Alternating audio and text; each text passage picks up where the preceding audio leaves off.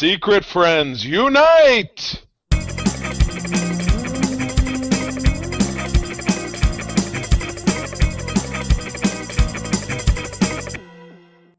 Welcome to the Secret Friends Unite podcast, episode 536. This is your guide to the geek side, and I am one of your hosts, Todd Oxtra, living the dream in Minnesota, and I survived one of the craziest concerts I've been to in all of my life with my son. Ooh, mosh pit? Oh, yeah. My goodness. There was a mosh pit, but I was on the balcony of it. I can see Todd in the mosh pit, little guy getting flung around. I was doing that in Lollapalooza my senior year at Milan Dragway in Michigan. So I remember Lollapalooza. I went to 2, I think. Nothing crazy, though. Oh, yes. My goodness. But anyway, yeah, so I'm Charlie. Hello. And we have a guest who Todd insisted I knew, but I do not know. But now I know him. Sounds like a great guy. Yes, Delvin Cox. Welcome, Delvin. He's the host of the Delvin Cox Experience and also multiple PSVG shows. You were doing it without all the PSVG Donnie. Shows. Yeah, you were doing it without Donnie. So you and Dev were doing it and take it to the house. Went arrive very quickly because there were some things said that I'm like, just you know what? Hopefully Donnie didn't listen. He'll be all right. Oh boy, don't leave. That's all. That's your problem. Once you leave the show and leave me in charge, whatever's said, that's on you. That's your problem. Oh my God. Yeah. Oh. So we are here to discuss the Fantastic Four review, our nerdy stuff, and then we're going to do a little bit of a just overall review, and then we'll get into spoilers in the back half, so anybody who doesn't see it right away can listen to this and just say it's a yay or a nay. So with that, though, Charlie, please tell the people all about our awesome Patreons. Oh, my goodness. Well, as he said, great show today. I'm very excited to talk about this movie. But first and foremost, we always talk about the absolutely spectacular folks over on our Secret Friends Unite Patreon squad at patreon.com/Secret Friends Unite. Exclusive programs, early shows, no ad shows, exclusive Discord channel. You get the ball rolling with a free week, up to 50% or 50% off for that first month. And then you can stay on board as little as $2 a month. It's like you're losing money if you're not doing this because there's so much value and it's crazy. Folks like my buddy Derek Trevelyan, who just messaged me, he took his son, who's about 10 years old, to see Fantastic Four. First Marvel film he ever saw on the big screen. This is very exciting. Francie, my wife got her hair done today. Francie's a huge fan of our Bad Movies podcast that my wife and I do. Luke Lord, Mr. Xbox Expansion Pass, my Uncle Tim down in South Haven, Michigan, are all on board. Also Johnson Dorff, Brendan Myers, Corey and HD, Matthew Keel, my buddy Kurt Krug, who is he's my unofficial agent, helps me out with all those great interviews I get. Tanya Lee, Chipotle Bear, Famous Seamus, Cam the Movie Man, Jay Newport 007, Prozac Man, a.k.a. Darth Prozac, and Freight Conductor, and absolutely top shelf folks, the Nias family of... are you really changing that again? Are we doing this again? The dude's name is... I respect his handle. It's FR8. It's not Freight. So we should be saying FR8 because we've been fighting the devil. We've been fighting about this for about a month. Because, no, Charlie, it's leet speak, old dude. It's Freight. Okay, I have a question for you guys. Please. Looking at this list of people that you have on your Patreon, yes, amazing list. I agree. I want to ask you guys this question: which one of these people are most likely a serial killer? I'm looking at Brendan Myers. And I'm thinking, Brendan, serial killer. I can't he comment. Might be. He's got a kid, but so does Dexter. So, people who give us money, I'm generally on the other side of saying they're serial killers. So I'm going to plead the fifth on this one. People who give you money are most likely serial killers. Right, exactly. They feel entitled to a lot of things, maybe even killing us. I don't want to single them out. I am allowed to murder someone. That's how that goes. Oh my God! I'm gonna state judgment part of the one. Patreon bylaws. We don't have a murder tier. If we did, though, the Nias family, Sean, Sel, and Henry would probably rise to that tier because they are our biggest supporters, and we are very grateful for them. Please visit patreon.com/Secret Friends Unite. Try us out for free, and you will be happy that you did. No cover this week. Apparently, we're giving up reading comics. That's a no-no, but we have First Class on the ground. I don't know how she's standing on that wobbly concrete, but our senior news correspondent, Madam Webb, 125 years young, is waiting to give us all the hottest scoops from San Diego Comic-Con 2025. Let's make some magic. Let's do it. Now it's time for Madam Webb's Rumors and News. Take it away, boys. Thank you, Madam Webb. Well, Madam Webb, I'm sure you remember Delvin, because I believe you're like, who is that dapper man from Miami? He was, I know she was thinking, Delvin, that you might have an in with the Golden Girls, that she could become like their fourth roommate. Oh, I think all of them are dead now, so she might even be able to get their apartment rent controlled. I don't know. What do you think? She has a good chance. Get a shot at it. Delvin, I just you're in real estate, right? If I remember it, you're in real estate, right? That's correct. Also, she keeps flirting. She thinks I'm Denzel Washington. Oh my God. Okay. Also, I have to say, Delvin, welcome to Miami. All right, I'm done. One of Charlie and I's person we've had on our podcast, I believe she is now living in Miami. Right? My old girlfriend, Courtney. Yeah, she's a aspiring writer. She was a sommelier, a wine gal, and now she's a writer. So we wish her the best of luck. Great lady. The handful, the ones that are still alive. Ollie boy, you are. They all changed their names, Delvin, and moved to Miami for a reason.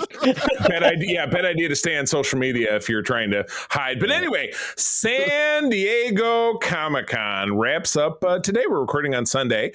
Kicked off on Thursday. Earlier, obviously, you're listening to this next week because what we're talking about last week. But oh my God, Todd, there was a lot of stuff going on. And this main link you have has to do with some X-Men stuff. So tell us all about it. Yeah, this one's more comic book focused, but one of the big things that they announced was there is a new series. Basically, it's a big event called Age of Revelation X-Men. So it's going to be arcing into actually other mainstream Marvel titles as well. There's going to be a Spider-Man take on it, which is pretty cool. And it's essentially renaming all of the teams, which is kind of cool. We've got like a title called Unbreakable X-Men. And essentially, this is a 10-year time jump from the current continuity. So it's doing a lot of things. With that, they're basically saying, hey, we wanted to do something as cool as the Age of Apocalypse when that came out 30 years ago, which makes me feel like I'm ancient, because that was in college, and they want to do something different. So basically we've got, it's going to kick off with X-Men Age of Revelation Overture #1 in October. And then it's going to be, they're actually doing a Marvel Ravels comic. There's going to be a Marvel Cosmic Invasion, obviously, Game 2. So we're going to see some of those things. And there's going to be a new Marvel's Rival King in Black comic that's coming out, which is very big. Ooh. Marvel's next big thing. They announced that Jonathan Hickman, Ryan North, and Stephanie Phillips are going to be doing more things to conclude the One World Under Doom. Ooh. And who will be the next Sorcerer Supreme. And then Hickman has talked about the ending of Imperial, which will lead into a new book called Planet She-Hulk, which Planet Hulk was a thing. They're going to ship her off. Yeah, so that's the Marvel stuff. It was kind of cool because it's neat. Marvel feels like they're just willing to try a lot of new stuff, which is cool. But having X-Men kind of a lead-in event, which you don't always get. Sometimes you do get, sometimes you don't. So it's very cool. So anything in the realm of comics from a Marvel lens, any of this stuff pop out to you? All that stuff sounds really interesting. Yeah, I didn't do the whole Planet Hulk thing, but She-Hulk is a kind of a household favorite here. So yeah, I think that sounds pretty interesting. And again, it's tough to snag something because we got Marvel Unlimited and you can wait till it comes along. But every once in a while, something really big lands. But yeah, Doom is very hot right now. We're going to obviously talk about how that factors into other things going on. Yeah. So anything to hype up what's going on with him, I find interesting too. Yeah, I'm old school. I still go to comic book shops and stuff. Good for you. I do too. I got a new one, Delvin, like a mile from my house now. It's great. Do you do you buy trades mainly? Do you just get collectibles? What's your habit? Buy the regular books, the regular single issues, the floppies. I go get the trades when they come out, and I get the omnibuses a lot. I gotta like them. Man, you're a book. You gotta have muscles to lift up those omnibuses. They're tough. It's tough to balance them in your lap if you're trying to read one. You're like, oh, my back. But I've become largely digital. I have several comic shops I do business with, but it's collectibles really. So yeah. What's the name of your comic shop? Well, I have quite a few I go to. The one I usually go to, the big main one, is called Tate's Comics. It's in it's far. It's like Pompano Beach. It's really, really cool. Yeah, Go nice. Good. It's There's not the another Android one. dungeon. Smells like smells like mustard and No, Smells like mustard. this is a high-end comic book shop. They have like an 8-foot Incredible Hulk statue that's really cool. Oh, fancy pants. It's pretty big inside with a whole bunch of stuff. I go there. When I want to go to like a comic book shop that feels cool, I go to that one. And then there's one not too far from my house that also is kind of a cool one as well because they have the bottom floor is comics and the top floor, well, the bottom floor is comics and video game memorabilia, and the top floor is D&D stuff. And that was called Nowhere Comics. Right. Nowhere, like Guardians of the Galaxy. Those always have a spectacular smell where the guys sit and play games. Well, at least you have 2 floors so things rise, right? Open so the windows, let all the funk out. Yeah, absolutely. And these are like the fancy comic book shop, like the ones that are like really nice. I like it. I love those. Good deal. Cool. It's not like how it used to be where it looked like a garage you're walking into and you have to go find comics through all these things. Like, hey, where are your new issues? Listen to the Delvin, my comic book shop I had to go to was in Flint, Michigan. So if you know anything about Flint Town, oh God, it was a hole in the ground. It really has water. Yeah. You could tell everybody there drank the water in Flint. So it was a mixed bag. Well, very cool. And then we go to DC, and their big thing was Josh Williamson and Scott Snyder were all in on DC, all in. That's what's really drove Absolute. That line is exploded. Batman, Wonder Woman, they've added Flash and Martian Manhunter, and they're looking to go after some new events in Justice League Unlimited, which is cool. I love the fact that they're going back there. There's going to be an Absolute Green Arrow coming out in spring 2026, and then they're doing an Absolute Evil, so it's going to be focused on villains of the new Absolute universe. And I love this take on Absolute. It's kind of like finally DC doing what Ultimate did and really nailing it, which is great. Nice. That's good. Evil series was. Yeah, we've read some of those books. We did one of those over on our Patreon. The first few issues of Wonder Woman, Batman, Superman, fresh takes, very nice. When you got comic characters that are pushing 100 years old, if you don't branch out, nobody's going to read them. So I assume when you say it's blown up, I assume they're very popular. They wouldn't be making more of them because that is how sales works. They sell stuff and it's exploding. The comics are actually exploding. They have explosives within them. Yes. Ouch. It's very hard to keep a character that's been around for 50, 60 years, 70 years. Yeah, right. We're going to be to 100 years very soon. My dad was born the same year that Superman debuted. 39. Crazy. So we're just like, it's 38 and 39. So we're just about a decade away, which is so crazy. So in our lifetime, those his heroes will hit 100 years. That's just nuts. Yeah. All right. Yeah. What else we got? So there was a new DC movie, a movie called Batman Azteca. Choque de Imperios. Hey, Delvin, if you want to correct my Spanish, because obviously in Miami, that's part of the culture is the language. Did I get that right? Yeah, you got it pretty right. Sure, why not? Cool. Close enough. My 4 years of Spanish in high school obviously still paying off 30 years later. 65 years ago. Exactly. But essentially that movie is kind of just an Elseworlds tale of, say, if, there was a legend of a bat-inspired hero within the Aztecs taking on, like, Spanish conquistadors. So kind of cool. The art style, didn't love the animation style, which is weird. I don't know, looked kind of cheap, but kind of cool. Mm-hmm. We moved. Like go ahead. Essentially. Well, Ninja Batman to me is like another level because I watched the two. Yeah, it said. I think that is highly artistic, amazing. This one feels a little bit on the cheap, like it's like the studio that does like I don't know, Sonic the Hedgehog, like voicing him. Sonic the Batman hog. Oh my goodness. And what is this? Do I see something about an audiobook voiced by Phil Morris? Todd, you and I met Phil Morris. Great dude. Yeah, Phil Morris is great. The Green Lantern and Delvin, I mean, you have something in common. So you do a lot of like voice acting with like audio novels and audio dramas. Charlie, I don't know if you knew that. I am the voice of the Green Lantern in the Mortiverse.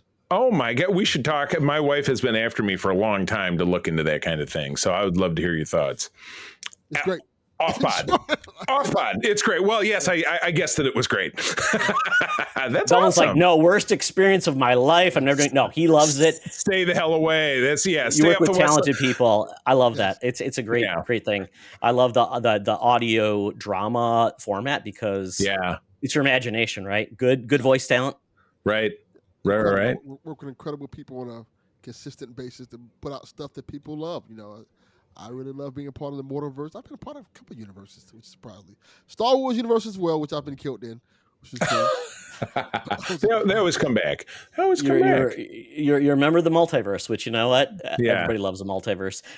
So that gets us back to Image had an event basically digging into some of their deep, medieval Spawn. Holy crap, it's been around forever. Yeah. Radiant Black is a big title that I really want to dig into. And to your point, Charlie, yes, Phil Morris is voicing, basically he's doing a take of a audio drama audiobook of Radiant Black, and he's going to be Radiant Yellow. It's kind of like a team of heroes in this new universe that I've heard is really, really, really well done. So maybe, Charlie, that's a future spinner rack we can do. The different colors. You bet. Yep. Absolutely. Yep. Skybound is back for Invincible fans. There's a Cape series by Robert Kirkman, which is going to be remastered. And Charlie, then I'll let you take the last one. More Energon universe. I do love the Energon universe, and I won't say I'm all the way into it, but I am very into the G.I. Joe series. I've been enjoying that. They just hit issue. I have both of those. Yeah, they just hit issue 10. I know Larry Hama because I've interviewed him, but I haven't kept up with his series because I didn't catch what he did after the Marvel run. So it's a little hard to catch all up with it. So I started fresh with the Energon G.I. Joe, and I totally dig it. But Ninja Turtles and Godzilla, that's a perfect fit. That's a crossover they have coming up. Yes. Cousins, right? Amphibians. Is Godzilla an amphibian? He's a lizard. They're cousins, identical, like the Pay Duke show. I like it very much. So that's pretty exciting. And, I'm not familiar with this next one. What is Rotatelli Productions? Does that ring a bell? Well, Charlie, they're kind of similar to Nacelle. So, Delvin, if you're familiar with Nacelle Productions, they have done a lot of stuff. Charlie interviewed the head of it. Basically, he's big into like a lot of documentaries and things, but he also has funded a lot of the pop culture things that we're familiar with, like RoboForce, and he has made some animated series with that. And then it looks like they're coming back, and this company is doing the same thing with SWAT Cats. So I loved SWAT Cats when I was a kid. It was a fun animated series with cats who took on characters, but it looks like they're going into it to develop a new comic book series. But also, Ani Press and Nacelle is both going to be involved, Charlie. So there we go. Lovely. Very, very good. There's a lot of SDC that we can't necessarily get to. All the merch is just totally crazy. We talked a lot about Star Wars merch on our very first episode of the rebooted Holocrime Chronicles, which will actually be out tomorrow if you listen to this. But there was all kinds of Marvel stuff and all kinds of different stuff. But trailers were also abounding. And the main one we want to talk about is for a show that we obviously all love very much, the Peacemaker. So we had a teaser. Now we had a little bit longer trailer. Todd, what's going on in this trailer?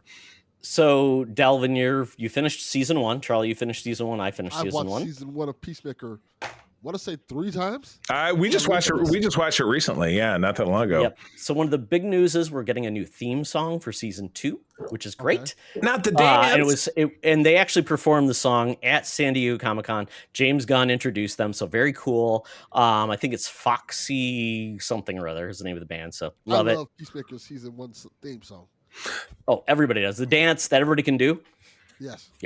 It's very sexy. But basically at this point we are this season is going to focus on Peacemaker trying to be legit, but then he realizes it's going to be twice as hard because the person he killed in Suicide Squad, his dad wants retribution. So Rick Flag Senior is coming back to take out Peacemaker, and he's like Nick Fury, where he's ageless. So he could Joel Kinnaman could be his son, apparently, which is very weird because they look like they're the same age. But that's the big focus is that he's being hunted.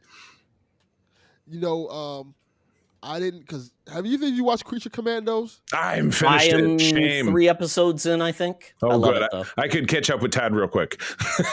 that was something I was also curious about because I didn't understand. Okay, why is because that's part of this same universe. Oh yeah, Rick Flag Senior. It's his together. It's like Amanda Waller has basically given him a new team to work with, and they're all of the oddballs. So you've got like. Got Radioactive Man, you've got Weasels in there too, you've got Frankenstein, Mrs. Frankenstein, Bride of Frankenstein. You've got Frankenstein's monster, which is played by David Harbour. You've got a bunch of different folks. It's really, really good, and they're there to help out like this foreign government, and it goes awry. It's very good. Rick Flag Sr. is kind of the head of that Because team. when I was watching And- it originally, I was like, yeah. oh, why is Rick Flag still here? Like, Yeah. oh, that's Senior. Yeah, right. Yeah, but of course, harder to tell in the cartoon. Yeah, I should hop it's back really into good. that one. It's got great music. It feels like a animated Suicide Squad because it's got great music, like this weird like Latino like pop funk music, which is a great part of the show. So it's all Weird. in. There's sex. It's animated and it's fun. But one of the things that we're getting in this is basically when Peacemaker realizes he just can't do anything to win. He decides to use the alternate dimension that his dad used to keep all the weapons and everything from season 1. He goes in that with Vigilante, and then he decides to go to a different dimension to be like the Peacemaker he always wanted to be. And he ends up in a dimension where this Peacemaker is like the man. He is the coolest guy in the world. Captain America, yeah. And then essentially they have to duke it out so that the Peacemaker from that dimension and Chris go at it. Right. It looks great. I'm thinking very fun. While he's wearing his tighty whities, I think we're going to have this in about a month. I think August 22, if I'm not mistaken. So I'm fired up. This is going to be all kinds of fun. I agree. Yeah.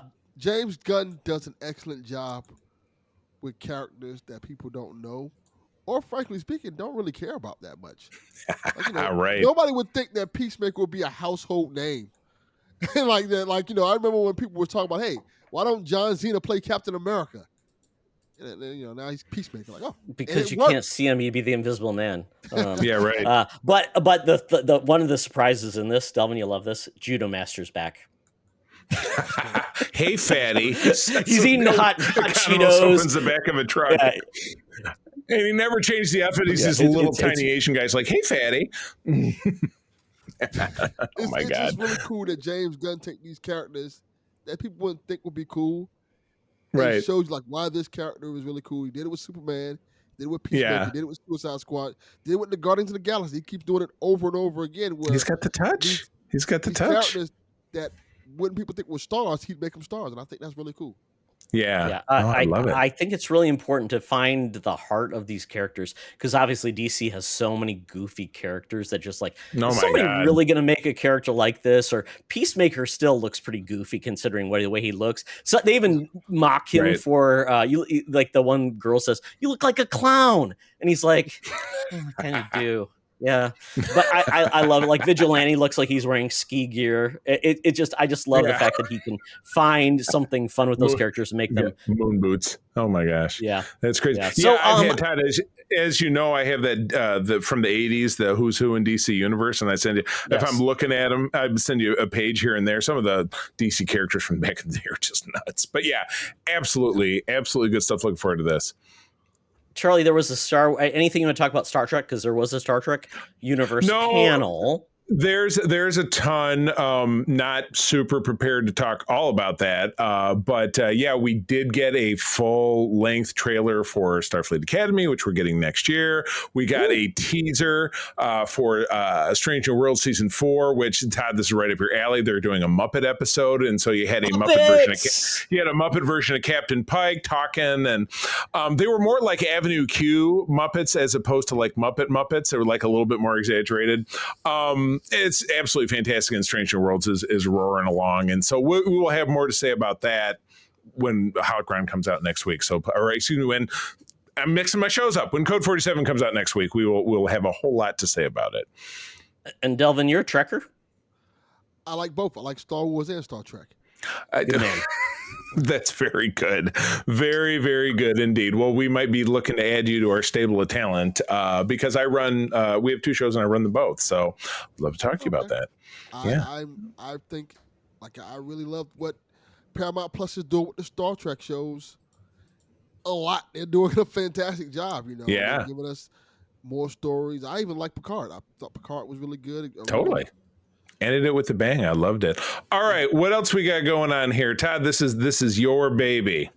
Yeah. So it was great. So I listened to Entertainment Weekly. They had actually a lot of panels, which were great. Well, like sidebar interviews during Comic-Con, which was great. So they had a lot of people, and it was funny because I was listening to the Family Guy one, and Seth Green was on there, and they mentioned, "Hey, I heard Buffy's coming back. Do you have anything to say?" And he's like, "What? I haven't heard about that." So Oh no. there may be hope that Seth Green does come back as Oz on the show, because he didn't die in the show. He was a werewolf, and that's kind of fun that he could come back. But they are really digging deep on this cast now. So we are getting, it's funny because one of the guys I looked at, I'm like, oh, wow, that's Frasier's son from the series that just got canceled. So he's got a job, Charlie. Oh, you're right. The guy all the way on the right. Yeah, Jack Cutmore Scott. That show was, I wanted to love it. It was really dumb. Very, very, like, even formulaic by sitcom standards. But I liked him. Yeah, I mean, I like the Christmas episode, but yeah, basically we are getting even more characters introduced. 5 new regulars have joined the upcoming pilot. So we basically, we've got the new Slayer, Ryan, Kira Armstrong. Yes, Sarah Michelle Gellar from Star Wars, yeah. Yep, and then we're getting new faces are Faley Rocco Havana from Imprisoned Secret Society of Second Board Royals as Hugo, so that's like a Disney show. Ava Jean, Walk Away, Law and Order SVU as Larkin. Sarah Bach, Severance as Gracie. Daniel De Tomaso, Witches of East End and Major Crimes as Abe. And Jack Cutmore Scott, Oppenheimer and Frasier as Mr. Burke. Sounds like a villain to me, Mr. Burke. quite honestly.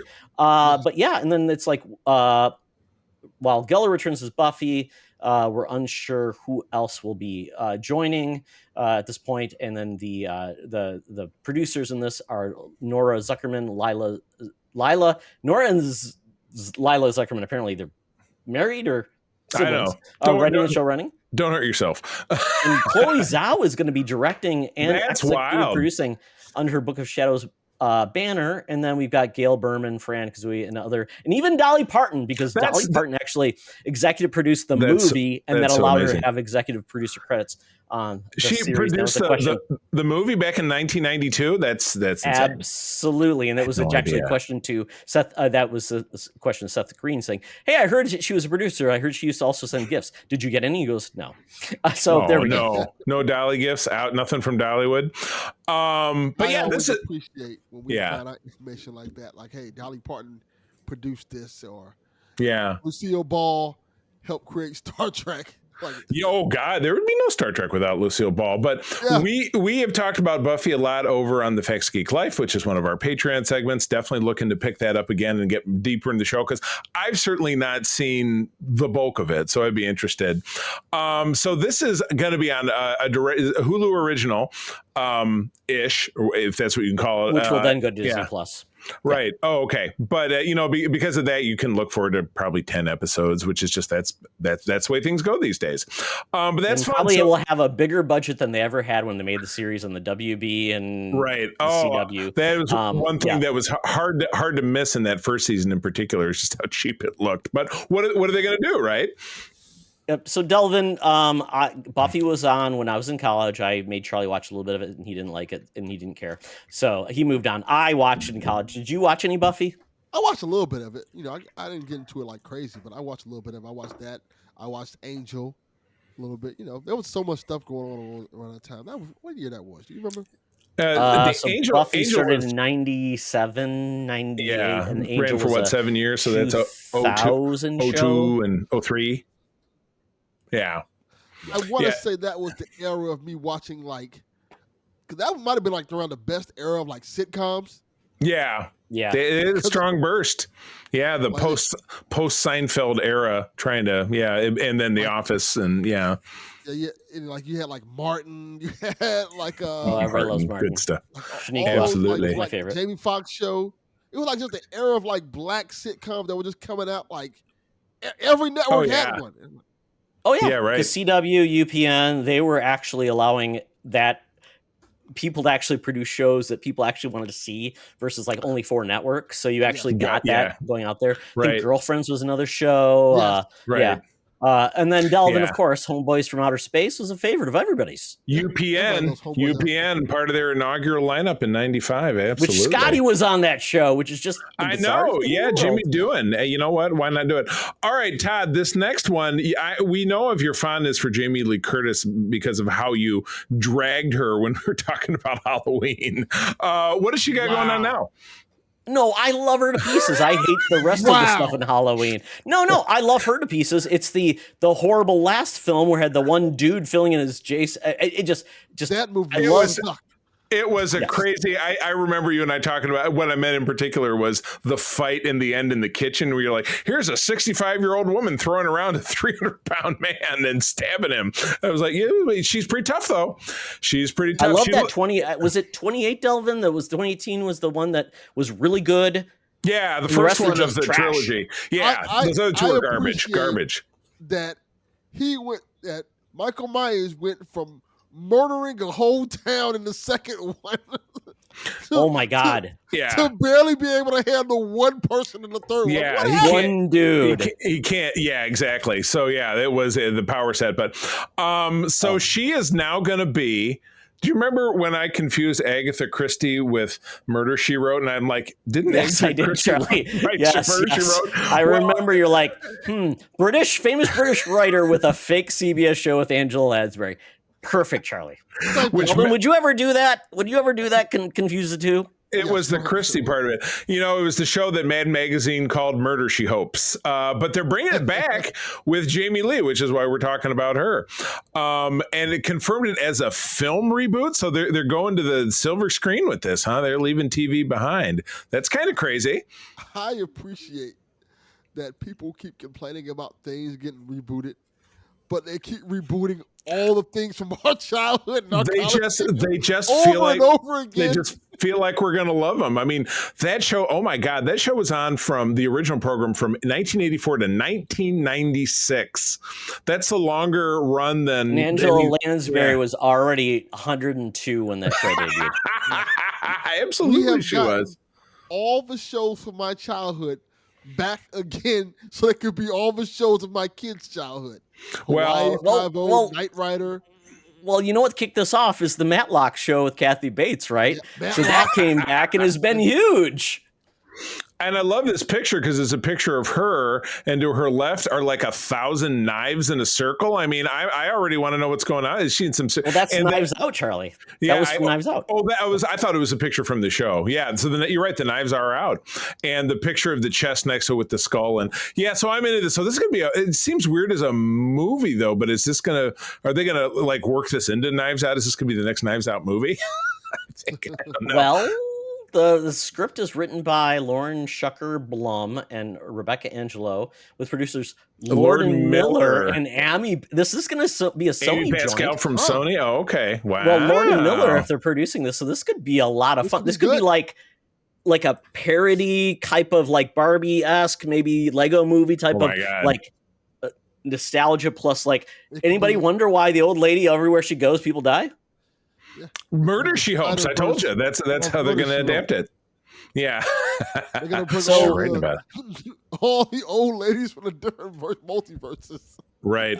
Oh my God. It's funny. So Delvin, when you talked about people murdering each other. So yes. My favorite question is like when it comes to like murder shows, do you have a favorite? Like, is it like Columbo, SVU, Castle? One more thing. Those shows? Just random murder shows, or just like, you know, like one of like the quirky murder the guy who solves the murders, detective shows, you know. Yeah. Because if more thing. Murder shows, it'll probably be Dexter. Oh, okay. Yeah. We're loving Dexter around here. I'm coming around on the new show. I should talk a little bit about it in the Geek Easy. The latest episode was actually kind of pretty cool. Okay, I need to watch the new show. I haven't watched it yet. I've watched everything up to the two new shows. I have not watched yet. Yeah, the prequel and this is now a sequel, so to speak. Yeah. The sequel to the sequel. I've not watched one episode of Dexter, but I know way too much about it. Yeah. I know there's a boat and a hurricane and people died, and there was a prequel, and there's a sequel where he was dead, but he's not dead, and now he's got to be part of a menagerie of serial killers. That's what's going on in the new episode. Yeah. Dinklage is running. He's running the Avengers for serial killers. It's kind of I'm all in on that. That sounds awesome. Yeah. No, tune in. I got to answer to your question. My favorite detective show is Luther. Oh, Luther's a show I need to watch. Idris Elba on the BBC. I know that one's supposed to be good. Nice. Nice. We watched it, and I watched too much stuff this week, but we watched I love John Cena. We'll watch anything in it, but he was just in a movie with Idris Elba. Yes, heads of state, the presidents and the UK Prime Minister. That just sounds horrible. It was fun. It was fun because John Cena is fun. John Cena is fun. He made it fun. He made it fun. It sounded like a movie that would come out in the 90s that we would watch like, oh, this was pretty fun. And the guy was, instead of John Cena, it would be Steven Seagal. Yeah, like Steven Seagal and like Eddie Murphy. Well, I mean, those guys are both in the the Fast and Furious franchise. When you had like Hobbs and Shaw, Idris Elba was like the villain in that, and then you had John Cena, who is what's his name's brother, Dom's brother. I mean, come on, couldn't look any less alike. Anyway, let's move on. So one of the absolutely amazing characters in James Gunn's Superman, which we seen just a couple weeks ago, was, I'm going to say, Skylar something or other is the name of the actor who played Jimmy Olsen. Totally awesome. He was from the Righteous Gemstones, which, Todd, you need to watch that show. It's a lot of fun. I watched some of it. I just need to watch more of it. He's one of the sons of Danny McBride's character, who's not a douchebag. He has two sons. The other one's totally terrible. But it's looking like Jimmy is going to get a spinoff, which is great because Jimmy Olsen was one of the very early comic book characters who got a spinoff book, Superman's pal, Jimmy Olsen. Superman's pal. Yeah. Superman's pal. Exactly. So now he is going to be off and doing this thing, probably romancing chicks because that's what he does. But yeah, probably, he's a photographer. They didn't really touch much on him being Jimmy Olsen photographer in the movie, unless I was missing that. He was just another person at the Daily Planet doing reporting and stuff. Am I totally misremembering? He was more of a reporter than a photographer in the movie. Right. Right. But, give us a chance to maybe take that out. But I like the actor. Apparently the Wall Street Journal and Talking to Gunn reports that there are 2 Superman spinoffs being considered, one focusing on Mr. Terrific, which is Eddie Gutheri's character. Totally awesome. And it's Skylar Gisondo is Jimmy Olsen. That's the name of the actor. But I think that would be fun, kind of a slice of life in Metropolis, Delaware. I do love that they finally put it somewhere. And I visited Delaware because my brother lived there for a while. What a great place. I don't know if we have listeners in Delaware, but if apparently we do, we're going to get letters. I guess. How many buildings does Delaware have? I don't think many. They're all in Metropolis, and most of them got knocked down or broken in half. But anyway, a Mr. Terrific show would be pretty fantastic as well. So they're riding so high on the success of this film. I would have no doubt both could be very successful. Did either of you hear the James Gunn interview where he talked about the other script that he wrote that may not come out? No. Apparently, he has a fully written script for a crypto movie. What? How does that work? That's like doing a Chewbacca movie, Because originally, from what I heard from the interview, he was talking about how originally the Superman movie was going to be from Crypto's perspective. Oh wow, that sounds weird. That sounds a little bit more like it should be a comic as opposed to a movie, or an episode of a show. They could put that into the Jimmy Olsen show, and it'd make a lot more sense. Yeah, so he says he still has that on the table. You know what? Like I said, if this movie is going to continue to be successful, Todd, you shared a link with us that movie has crossed the $500 million threshold globally. So they're on their way to having, $1 billion success. I think, he's going to write his own ticket. So I'm into it. Gorilla Grodd gets a name drop in this too, because again, this comes from a post over on X. His most important appearance was on Flash. Gorilla Grodd, Gorilla City was a big part of that show. Right. And I remember him being on the you talked about Legion of Doom, Charlie. Gorilla Grodd was a character there with Toyman. And I love the fact that either of these could work. Mr. Terrific could be interesting because obviously he's such a big part of that universe with the Justice Gang. I don't know how that works. You want to save him probably for the big stuff, but I don't know. Maybe that could work where he's given more of his background or something like that, and maybe he's filling out his villains area. But I think the Jimmy, the Jimmy show is kind of neat because it kind of allows him to be a reporter tracking down villains and basically building out a rogues gallery by tracking down their crimes and filling out their this is how bad these dudes are. They've left bodies. They've done these things, and I kind of like that. It's kind of a neat side project. Yeah. It would also explain why these villains have names. Right. Yes. If Jimmy Olsen's like, hey, doing the script, he just gives them names. Yes. Right. Yeah. Which is that's like Peacemaker giving people names. You know what I mean? Well, or Vibe, or what's his name? Vibe from Flash. What's his name? Oh, yeah. I don't remember what his name was. He was from Detroit, which I love because that's my hometown. Well, no, that's the character. It was Cisco Ramon. Cisco Ramon. Yeah, Cisco. Yeah, he would give everybody nicknames, which I love. Right. He was like, I gotta give you a nickname. So I like that Jimmy would do that, and yeah, and it would fill out kind of a rogues gallery to build people into it. Kind of like how well the Penguin has done a good job of building out Batman's like crime network. This is a different way of doing it with like more superheroes and supervillains. So kind of cool, man. I like where this is going. I feel like we're such better space with Marvel and DC right now than we've been in a long time. So I'm doing pretty good. And it just took the two. It took two pillars, two big steps, two first steps, if you will. Fresh breaths of air. Fresh breaths of air. I love it. All right. Well, that takes us out of the news. Todd is in a video store for some reason. Delvin's at home. I'm at home. We've all got to get comic shop, not a video store. Oh, you're right. Okay. Well, those figures in the background look like huge videotapes, and I thought that was candy on the shelf there. Those are omnibuses. Todd's in Delvin wants to buy some comic store. Delvin's at home. I'm at home. We've all got to grab an Uber, get down to the Geek Easy because we got to talk about stuff that we're watching and reading this week. Mine pulls up. I'm jumping in the back seat. This very familiar advertisement is playing on his AM radio. Talk nerdy to me. Talk nerdy to me.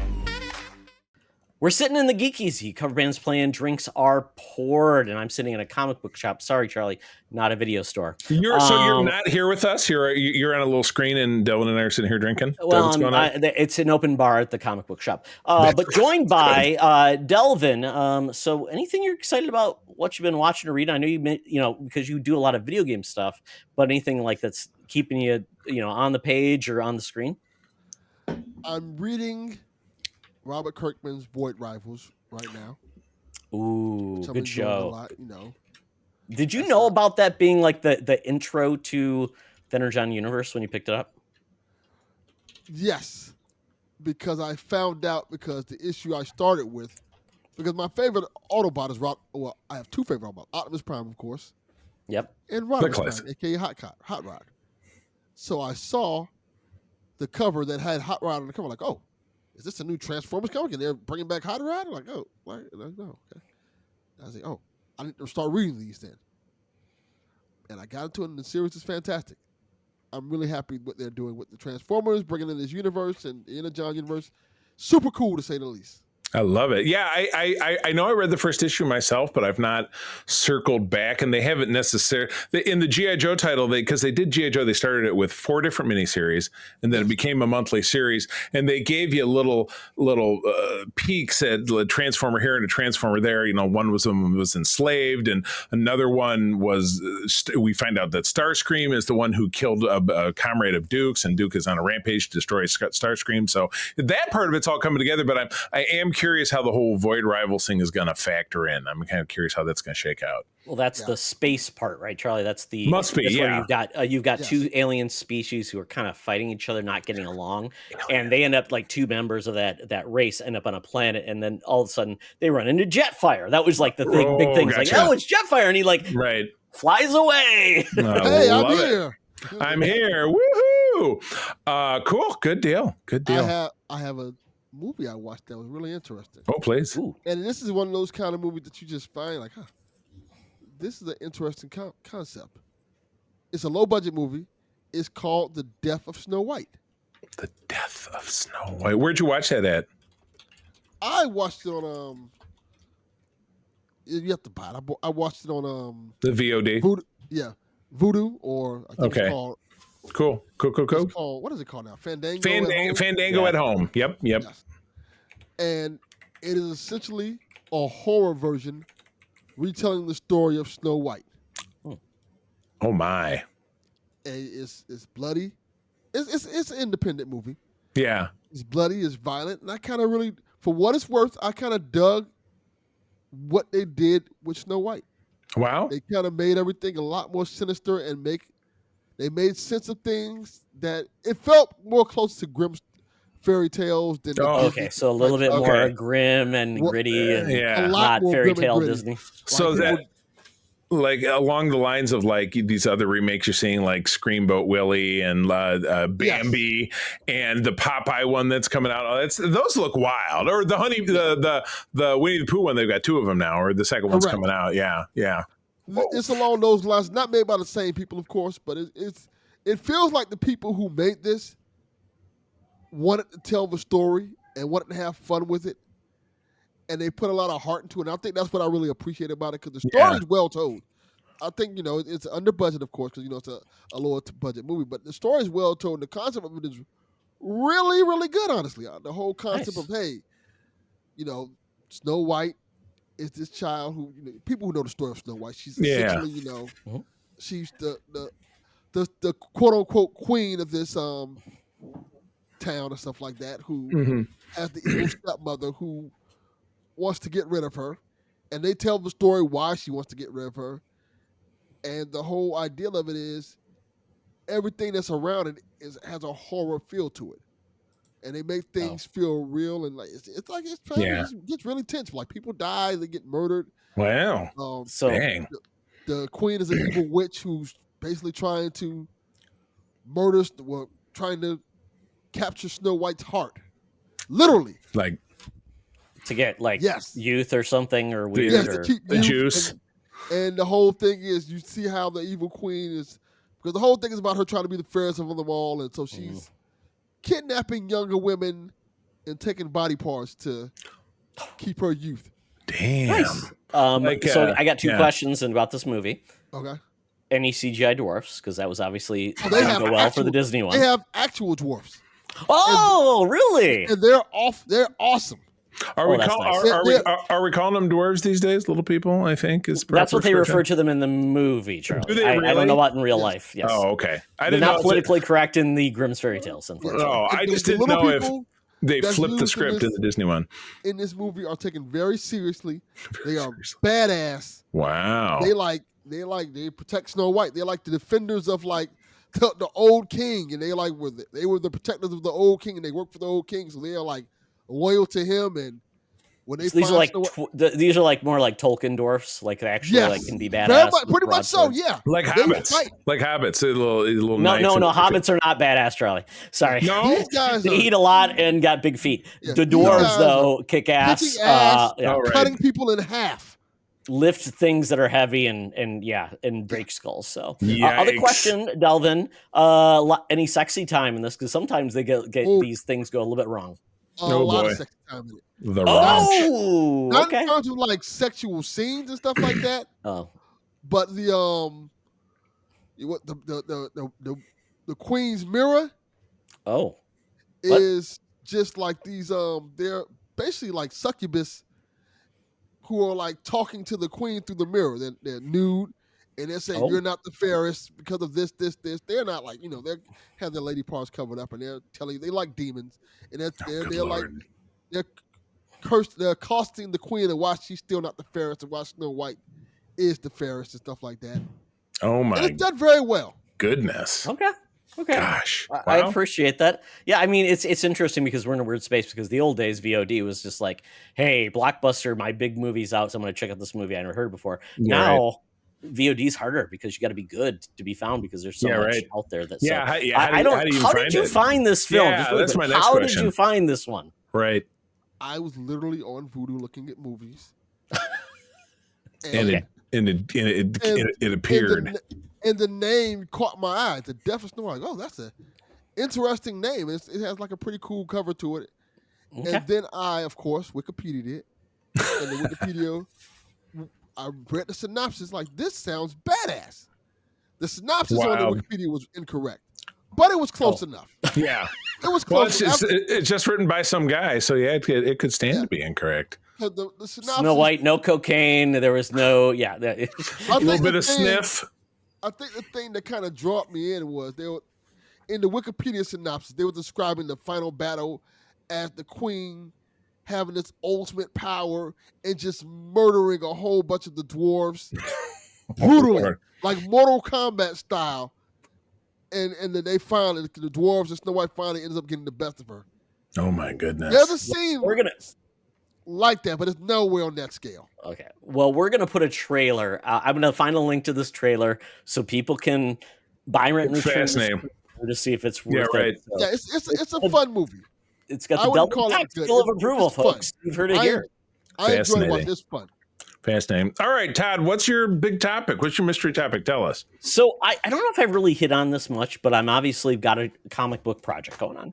So I have converted all of my short and long boxes into a drawer system. So I found the perfect drawer system. I can go 4 wide, 3 doors deep. It's got everything I need to do, and I need to put some clear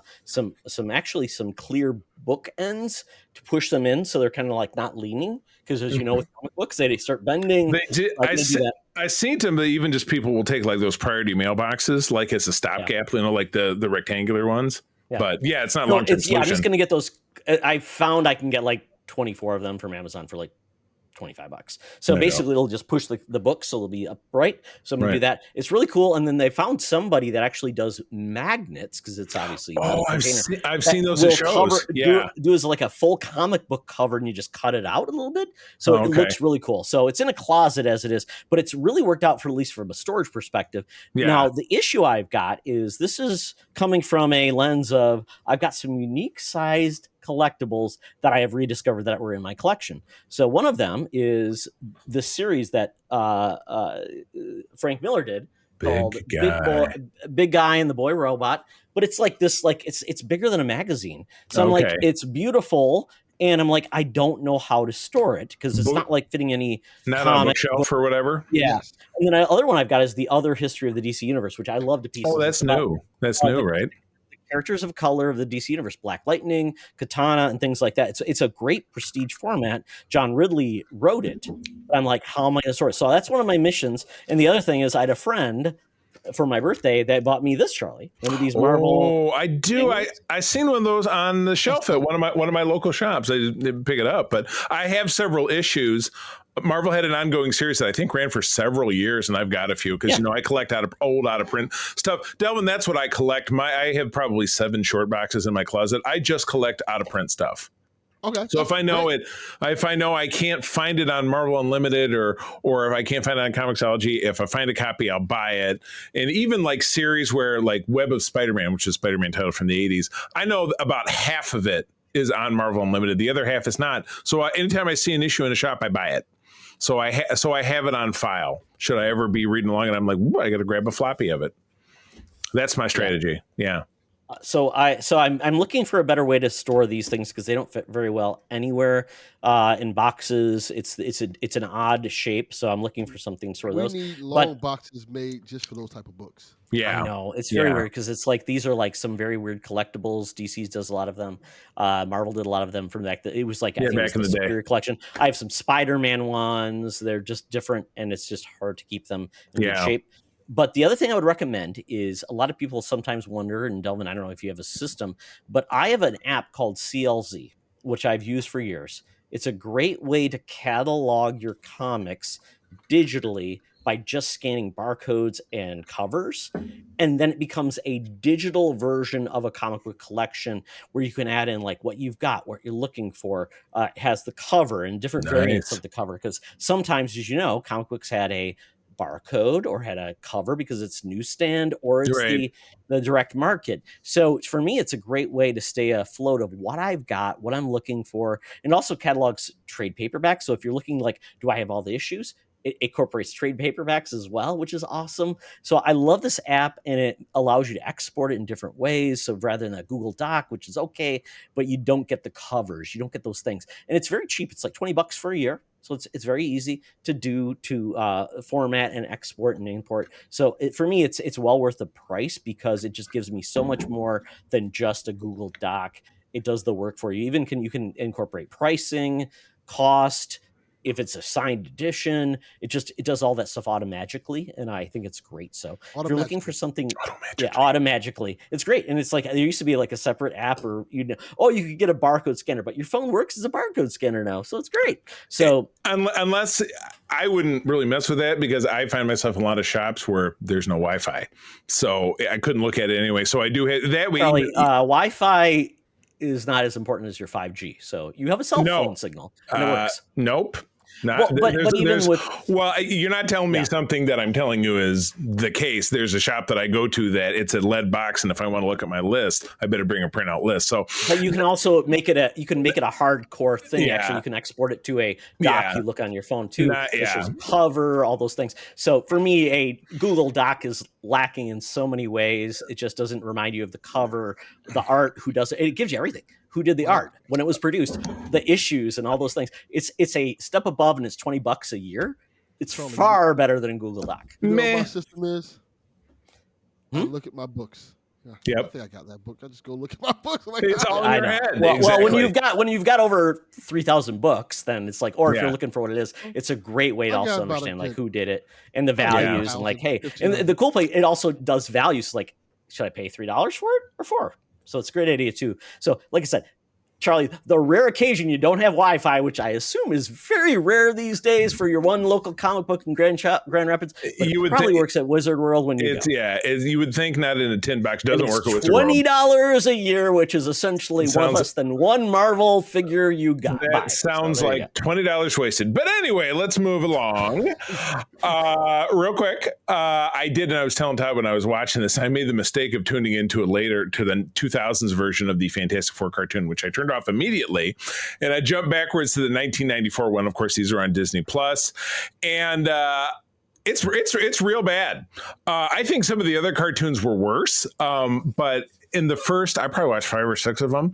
In the first 5 or 6 episodes, they're like it's like Journey's greatest hits. They're trying to pack in all those first stories. Here's where they meet Namor, and in episode 5 and 6, well, now Galactus is coming along. So very much, because I looked it up and it said, it debuted on this date. So it was a Saturday morning cartoon, if I'm not mistaken. So it was absolutely for that crowd.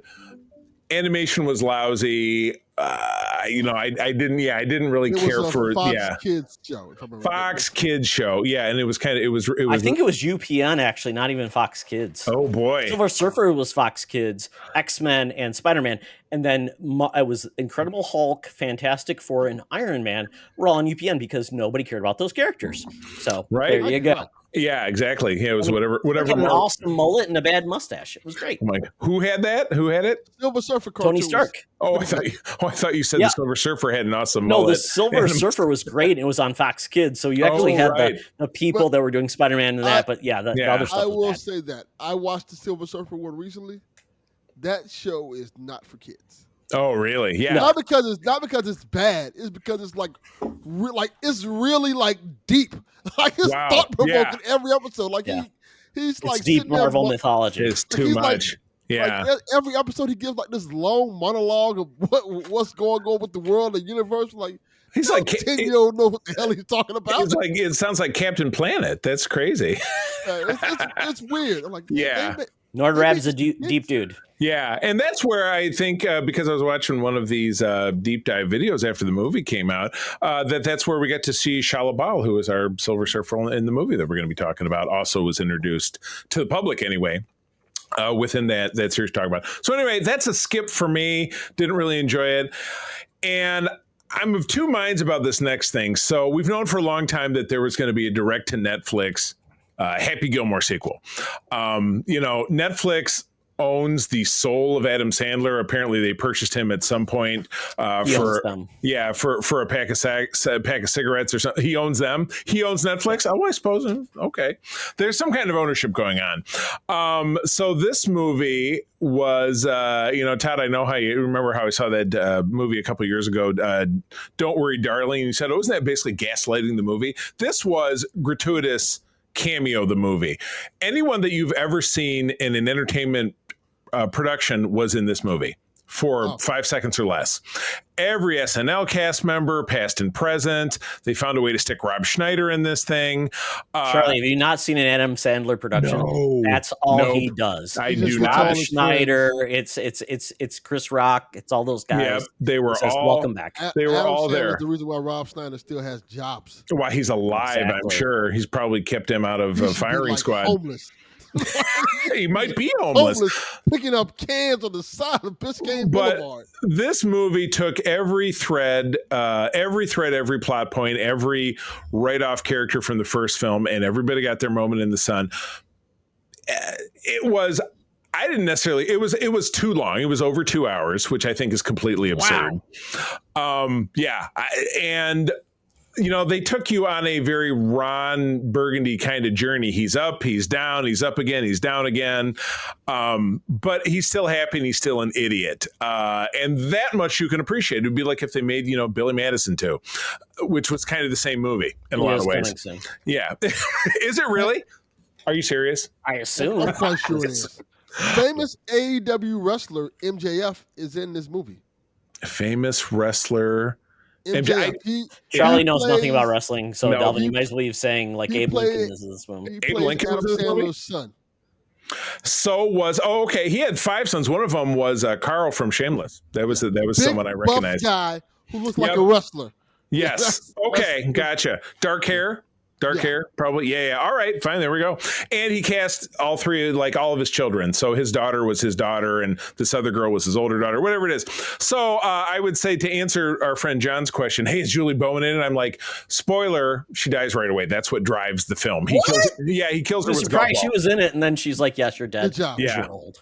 Yeah, exactly. Yeah, right. Yeah. Well, I mean, but they tell it from basically the end of the first movie to present day, and you watch his complete fall, and he has to win it back. Of course, she would die before Happy Gilmore because Right. he's so refined and Precisely. Shooter McGavin is in an insane asylum, but it's important that he gets out. It comes down to regular golf versus like Mega X golf, versus like they're trying to do the X Games for golf and stuff. XFL And golf. XFL golf, yeah, the big competition. It's really dumb. It's too long, but if you love Happy Gilmore, I never necessarily loved or hated it, but I don't know that I could really wrestle up Is a there a new chortle. Bob Barker in this? Is there like is what's his name, Drew Carey in this supporting? That would have been great, but there was a ridiculous cemetery scene where Shooter McGavin and Happy are boxing, or they're fighting each other, and the tombstones of all of his family are there, and Bob Barker. And then he says, the price is wrong, bitch, standing over his tombstone. It's just there's a lot of lows. There's a lot of lows. There's also the son of what's his name, Carl Weathers. Yeah, well, the character was Lavelle Crawford, who's a stand-up comic, but yes, and they work it to death with his hand. He's certainly a Carl Weathers character, yes.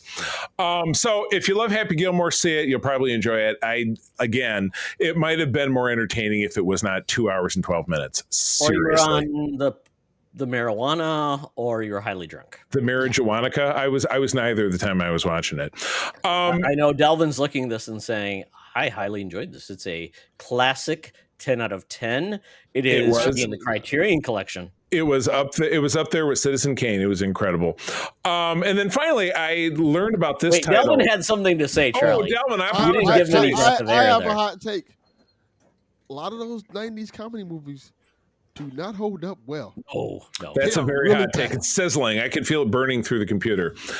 Yes, I think probably none of them, and particularly of the Saturday Night Live. Are you saying "Dude, Where's My Car" is not an Emmy or an Oscar contender? Still That have movie never didn't hold up when it came out. I still have never seen it, but a trailer tells you Garner everything. debut. That was I think the highlight of that movie.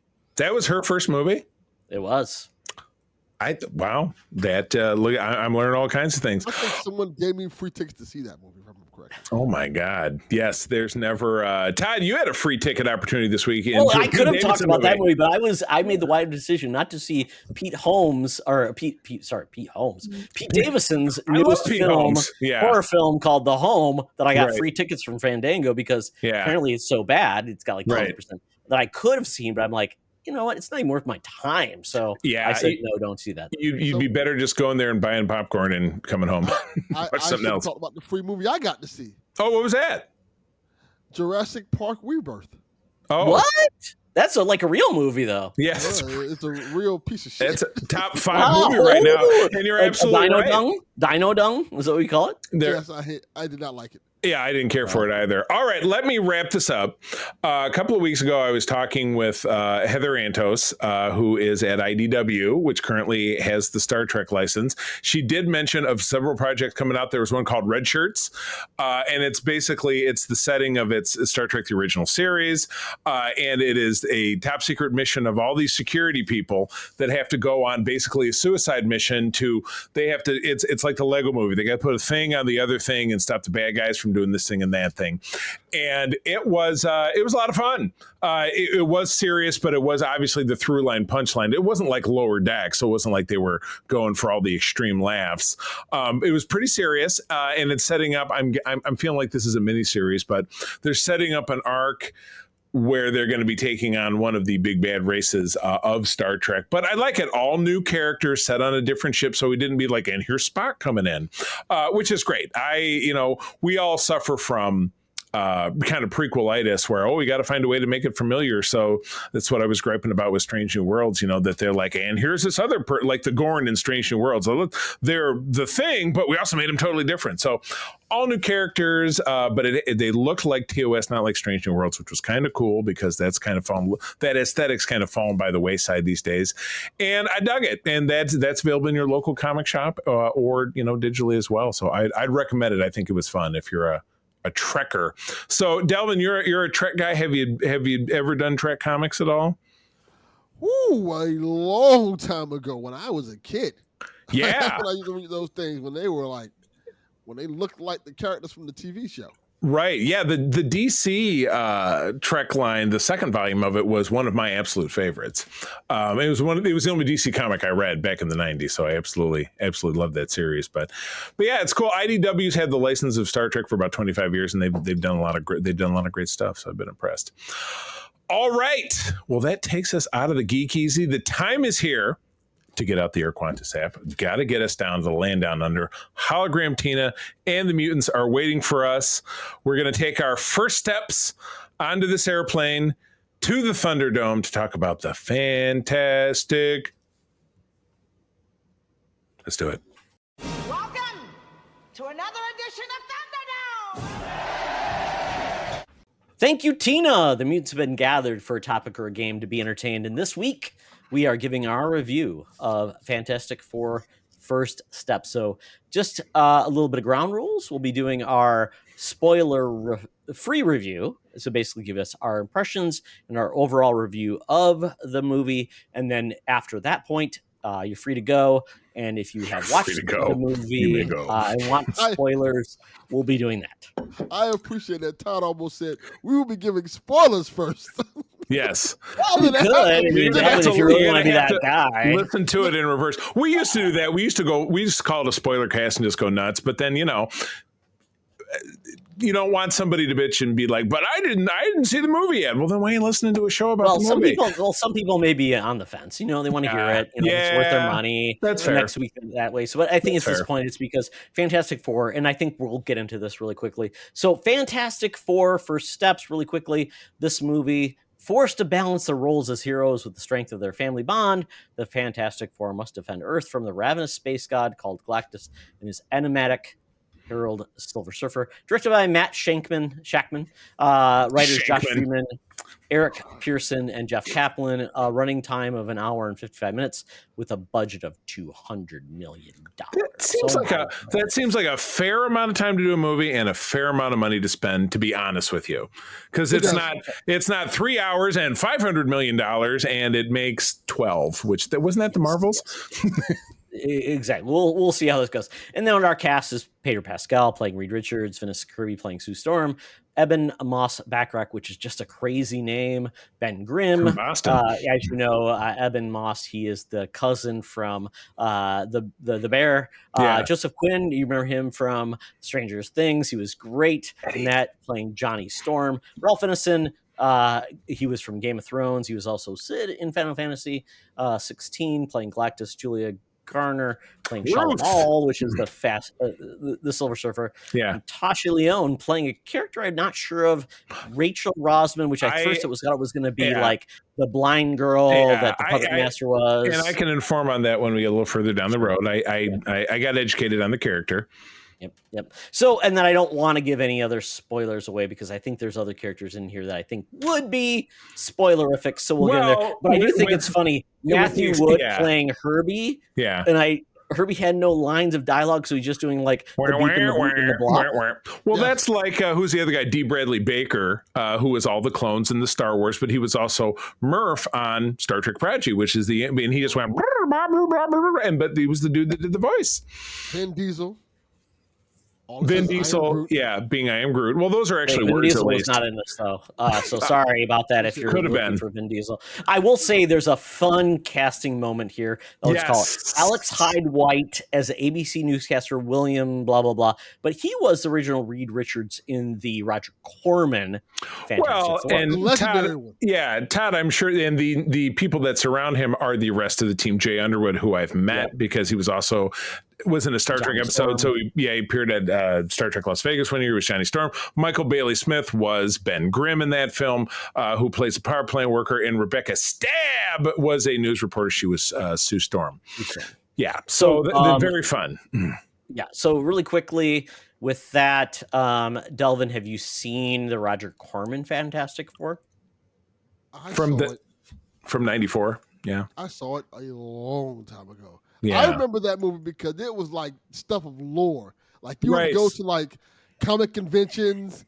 Get it under the table.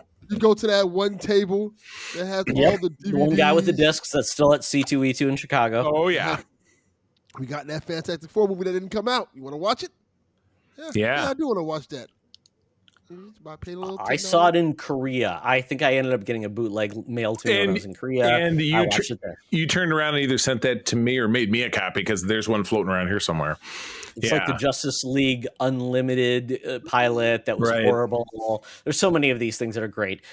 So there we go. But I want to give you a little context where Fantastic Four sits, with their cinematography. As of right now, the Fantastic Four 2025, 87% are Rotten Tomatoes. Great score. People love Rise of the Silver Surfer, 37%. That's a movie from 2007, I believe. Right. Yep. Fantastic Four 2005, that's the first Fox film, 27%, and then Fantastic Four 2015. You don't even have the score for the 2015 movie, the Fan Four Stick. What was that one? What do you mean? There's Fantastic Four 2015. It's 9%. Oh, okay. Okay. Well, you didn't put it in there properly with the 4. You lost me. Wow, that's 9%. I thought that was the Corman one. I'm like, why did people rate that so poorly? Yeah, that was the movie that I saw. That movie has no rating, Charlie. The Charlie Corman has no. It never released. So the Fan Four Stick one. We were making the pie. We'd been making the show for about a year, and I got free tickets to that for some reason. And Todd said, there's no effing way that I want to see this movie. And I said, I will go and I will talk about it. And I did. And I've never seen it again. And I never, ever will. It was, wow. It was especially, it's worse than Catwoman. Because I've seen Catwoman fairly recently. It was absolutely unbelievable. Yeah, so I've not seen that film, but I've seen the others, and yes, those other films are harmless, but kind of just harmless. It could have been worse. I would rate the 05 movie higher than the 07 movie myself personally, but really? Yeah, I thought it was more enjoyable than the Silver Surfer one. Lawrence Fishburne raises the bar over that. So for me, Charlie, I think it also had Galactus as a big scary cloud. So it raises it right back down. Deal with that. He didn't have a talking part. But Delvin, have you seen the rest of the Fantastic Four films that were officially released? I've seen all those movies, and all of them are equally terrible. Okay, there we go. So it's a baseline that we've laid. So there we go. So that brings us into this film. So I will say that I saw this film in a unique format that I don't know if it's broad or not. It's called Screen X. Have you guys heard of Screen X? No. I've seen Screen X before. Yeah, no, tell me. You got me. I ended up paying for Screen X rather than the baseline. So, Charlie, this is where if you think about your screen being like one main view, this is a new technology that actually projects the rest of the film on the sides of the theater. Oh there's my actually gosh. projectors here. It's very weird, and it is very I don't know that I would love now, on but I that. think Yeah. it would be cool because the way it was shown, it made many experiences seem more like broad, Like if the torch flies from if he's to the left, he's stage left, and then he would go all the way through. Correct. And yes, points of motion are even like more impactful. So, but it does I don't know if the execution I had was bad, but it was weird because at times like we felt like the one camera, because basically it's 4 cameras on the sides that are projecting over on the side. So is you got it, one is main it some kind of concentric I would have to say it. I will have to give it a Google because I'm curious. Because I saw Beetlejuice like that. Okay. Oh, okay. The perfect way to describe it is certain scenes would happen on one side of the screen. It would start on one side of the screen, on like to your right, and end with on the other side.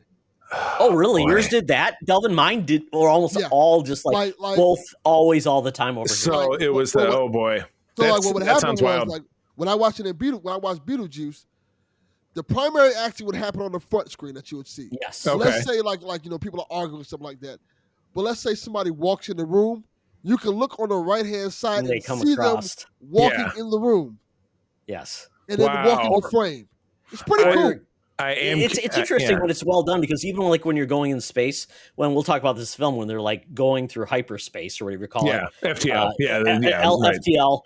You felt fast because it was way it was showing on the sides.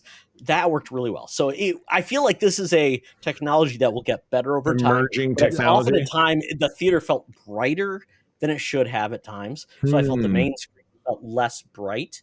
Interesting. Less and so it is a weird one because they've been talking about it. I'm like, I didn't expect to do this. But when I looked at it, there was a $10 screen I couldn't get into. There was like the main screen that's like $15, and then I had this one. I'm like, oh, I'll just do that. So that was an interesting viewpoint for mine. Wow. But there's IMAX, there's 3D, there's many ways to see it. So Charlie, how did you see this? You saw this movie twice? I did end up seeing it twice. That wasn't the original plan. I was going to see it Thursday.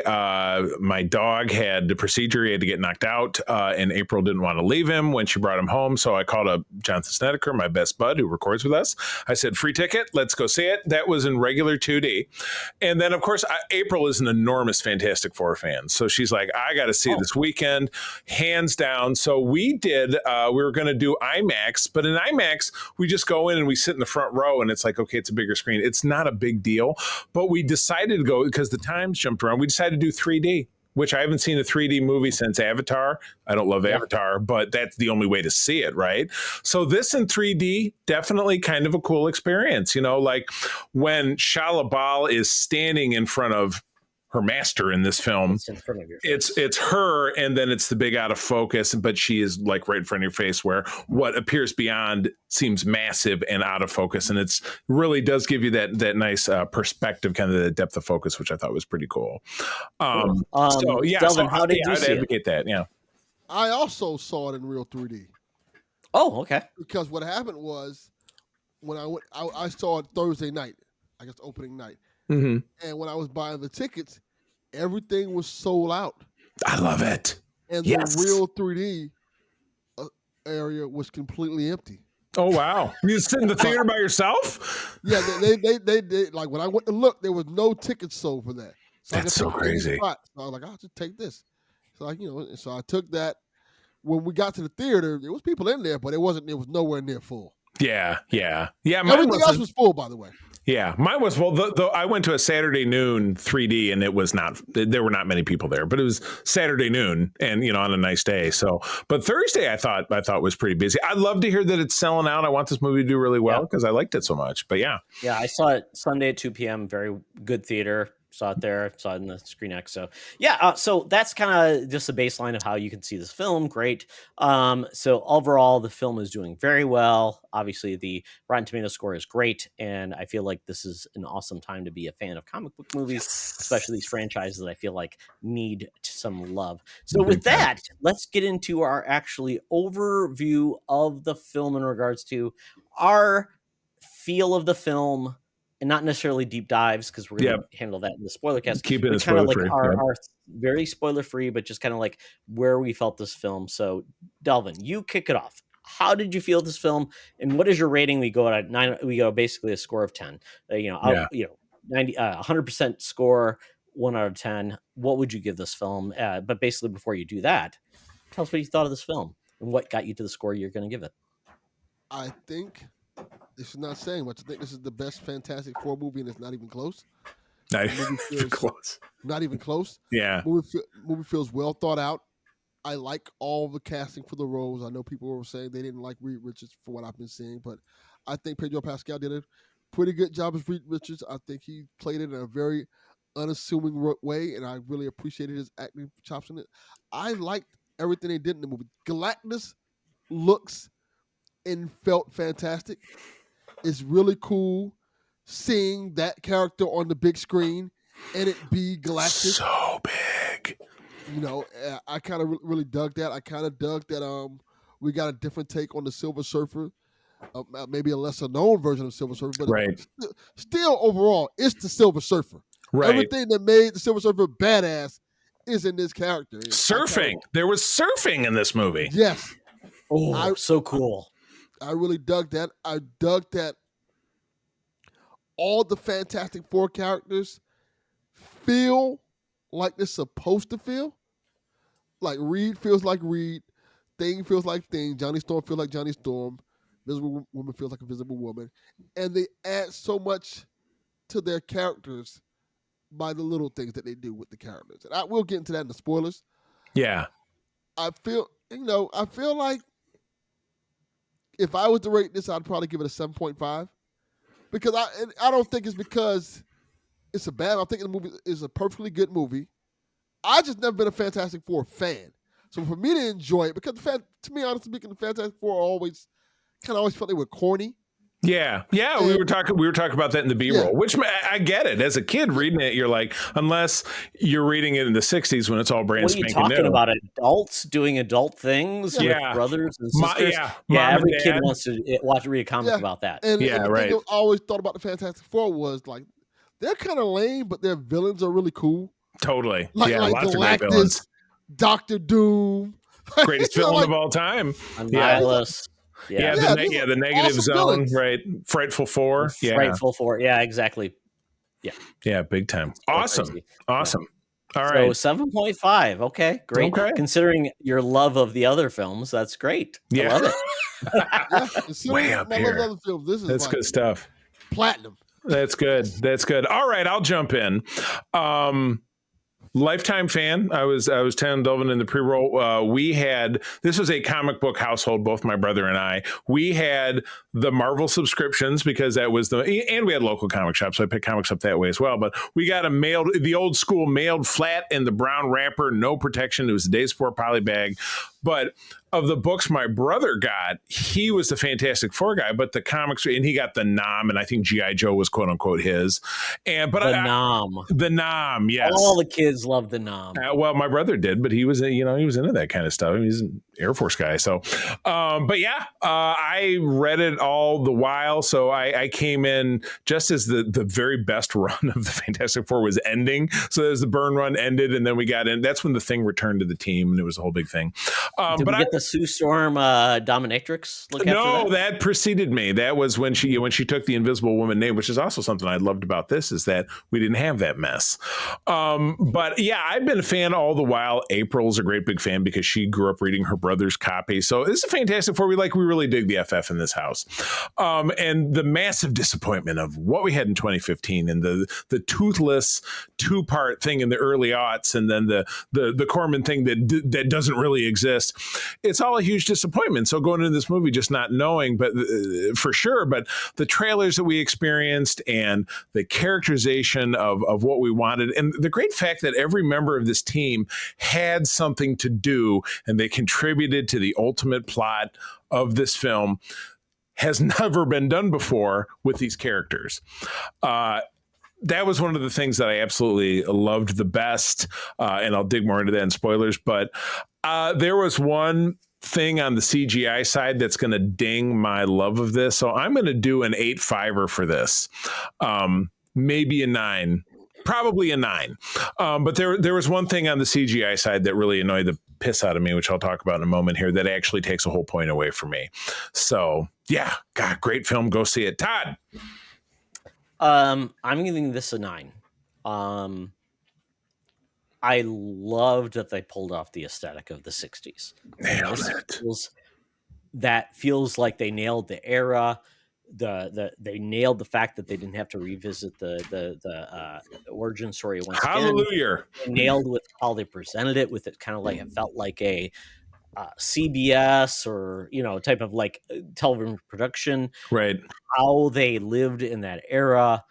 Even the post credit scenes, you watch it where they do the credits where they're showing like lunch boxes and the cartoon, and right.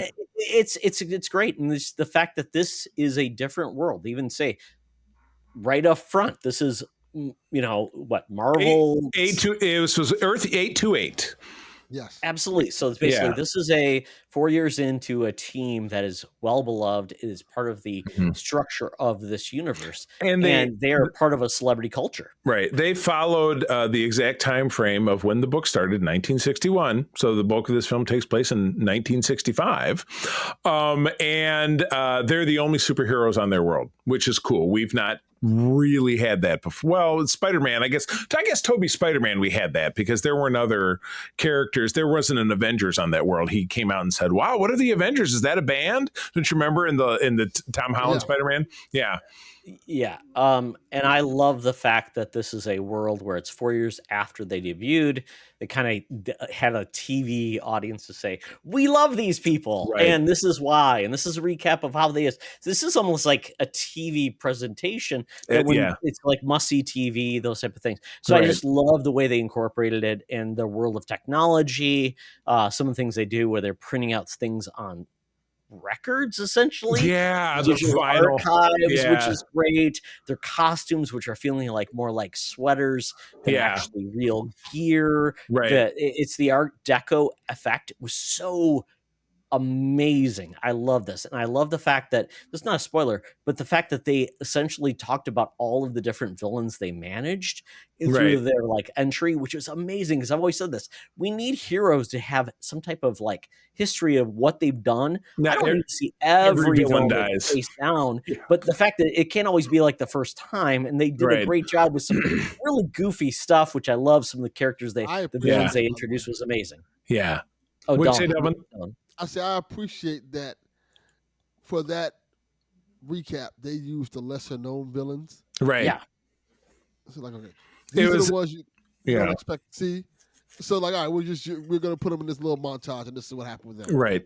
Yeah. Oh, it was so fun, and the way they showed their powers and their abilities, how they work together. And the fact that they got to actually create a universe very quickly. Is amazing. I love that. And this feels like a lot of people talked about this, the fact that, hey, this is the MCU done right, because they don't have to really really pivot hard to do this right. So I loved all of these things. I love the relationships. The characters are amazing. Vanessa Kirby, man, she nailed this out of the park. I mean, talk about a mother, her character, all the things she had to do versus everybody else. Nobody else had to give birth and kick off her pants in space to do it. I mean, and I don't know if that's spoilers or not, but I think it was amazing. We're there. Yeah, I would dare say she was kind of the main. I would say she was the main character of the movie, wouldn't you? Oh, she's the heart of the film. Lead. Yeah. She was. All right, are we ready to Todd, you gave the rating. Are we? Let's 9. Yeah, 9 out of 10. I love this film. I'm so happy for Marvel to do this. And I had really weird conventions about where this movie was going to go. And it defied them. So I give them credit for making me feel like a fool when I thought I knew it was going to happen. So there you go, folks. That is it. Surprises are so rare, and the beauty of this is last spoiler-free thing. This is a homework-free movie. You don't need to know a thing. You could take your grandmother to this movie, and she's never heard of the Fantastic Four, and she might even like it because she lived in the '60s. Who knows? Yeah. And my wife went with me. She loved this. She thought it was great. She loved their approach to it. My son said, I don't want to go because Pedro Pascal, I've seen him as many different characters. I can't buy him as once again a different character. So he is that He person that missed says, out. yeah, I He have a missed hard out. time That's too buying bad. into it, but he did love Superman. So Yeah. we'll see where it goes. So so that's where we land. So if you are interested in spoilers going forward, move forward with us. If you're not, then watch the movie and come back and listen to the show. We're at 128.25. That's where we end up with the podcasting. But from there, we're ready to go with spoilers. So let us go. Fire away. Hey guys, it's Charlie breaking in here. We were so excited when we were talking about Fantastic Four First Steps that I forgot to read some of these great notes that we had from our users and people who enjoy our show, and also a clip from a couple of people that we work with in the industry that we've met through doing our Patreon spotlight. So let me run these down real quick, super quick. Patreon supporter and very good friend of the show, Kurt Krug, had to say, I enjoyed it very much. An FF movie worthy of Stan and Jack, and FF fans have been chomping at the bit to see for decades. Vanessa Kirby was great as Sue, reinforcing why Sue is my favorite FFer, followed by Ben. They did a good job with the Thing and Torch. They gave Torchy something else to do besides flame on and to just pick up women. Couldn't agree with you more. Patreon supporter Cam the Movie Man over on Instagram had to add, saw it last night and loved it. Can't disagree with that. Andy, who is on our SFU Discord and a great supporter of the show. I've worked with her, and that's our friend over in Norway. I saw it last night and loved it. Oh, excuse me. Very enjoyable movie, good performance, and a balance between action and story. The family felt like a family. Galactus was scary, and the world building and scale reminded me of the first Avengers film in a good way. Also, Sue using her powers so that she could see the baby before it was born was one of the coolest uses of superpowers that I've ever seen. I agree. This is where we get kind of exciting. We have a quote from Tom DeFalco, editor of Marvel Comics in the 80s and the 90s into the 21st century, as a writer and just a legend. Todd and I had the opportunity to talk to him over on our Patreon a couple of weeks back. It's also been on our free feed. Search that. You can find it. Via Messenger, he said, Fantastic Four First Steps has heart, action, a great cast, and really nails the characters. A wonderful roller coaster ride for any true Marvel fan. Agreed. Fabian Nicienza, another one, a comic scribe and Marvel legend who Todd and I got to talk to. From Messenger, pretty much everything I could have hoped for out of a Fantastic Four movie. Thank you for everybody for chiming in, particularly to Fabian and Tom DeFalco. We're grateful for your partnership. And now let's wrap up this show. All right.